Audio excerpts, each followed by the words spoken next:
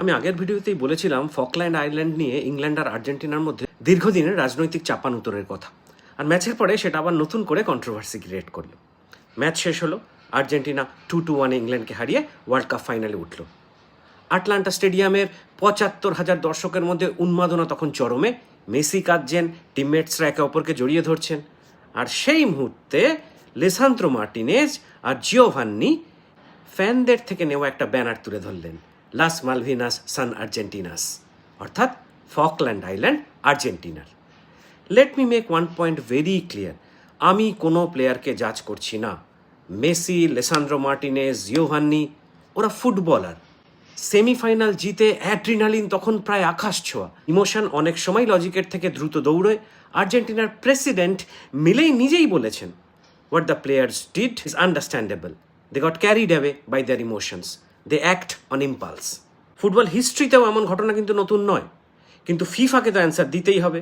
FIFA stadium code of conduct পরিষ্কার বলে, banners, flags, flyers, apparel that are of political, offensive and or discriminatory nature সব নিষিদ্ধ। আর এটা নতুন নিয়ম নয়। 2014 সালে ব্রাজিল ওয়ার্ল্ড কাপের আগে আর্জেন্টিনা একই ব্যানার লাস মালভিনাস সান আর্জেন্টিনাস স্লোভানিয়ার বিরুদ্ধে ফ্রেন্ডলি ম্যাচেও দেখিয়েছিল। ফিফা তদন্ত করেছিল, 30,000 সুইস ফ্র্যাঙ্ক ফাইন করেছিল। 2018 ওয়ার্ল্ড কাপেও সুইজারল্যান্ডের জাহাকা আর শাকিরি সার্বিয়ার বিরুদ্ধে গোল করে অ্যালবেনিয়ান ইগল জেস্চার করেছিলেন, পলিটিক্যাল মিনিং সম্পন্ন। ফিফা তাদের প্রত্যেককে 10,000 সুইস ফ্রাঙ্ক ফাইন করেছিল। Now what? ফিফার তো ইমোশন নিয়ে চলার কথা নয়, ফিফার চলার কথা রুল বুক মেনে। আজ যদি পলিটিক্যাল ব্যানার অ্যালাউ হয়, কাল অন্য কোনো দল অন্য কোনো পলিটিক্যাল মেসেজ নিয়ে নামবে, তারপর আরেক দল, তারপর ওয়ার্ল্ড কাপ ফুটবল টুর্নামেন্ট আর ফুটবল টুর্নামেন্ট থাকবে না। তাহলে পলিটিক্যাল স্টেটমেন্টের একটা কম্পিটিশন হয়ে দাঁড়াতে পারে। ফিফা বলেছে assessing match reports, considering relevant circumstances, independent disciplinary committee, মানে ইনভেস্টিগেশন হচ্ছে, কিন্তু আউটকাম কি হবে? এখানেই আমার প্রশ্ন।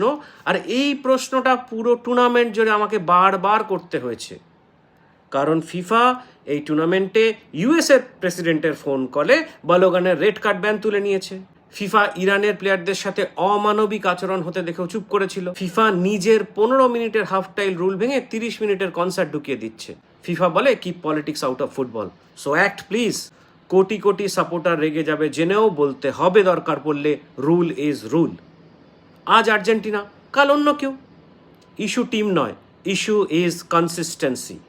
প্লেয়াররা ভুল করতে পারে, রেফারি ভুল করতে পারে, সাপোর্টাররা ইমোশনে ভেসে যেতে পারেন, কিন্তু ফিফা যদি নিজের নিয়মের ক্ষেত্রেই বারবার অ্যাম্বিগুইটি তৈরি করে, তাহলে সবচেয়ে বড় ক্ষতিটা কোনো একটা দলের নয়, ক্ষতিটা হয় ওয়ার্ল্ড কাপের ক্রেডিবিলিটি। আর এই ক্রেডিবিলিটি একবার হারিয়ে গেলেও কোনো ভিএআর দিয়েও কিন্তু সেটা ফিরিয়ে আনা যাবে না।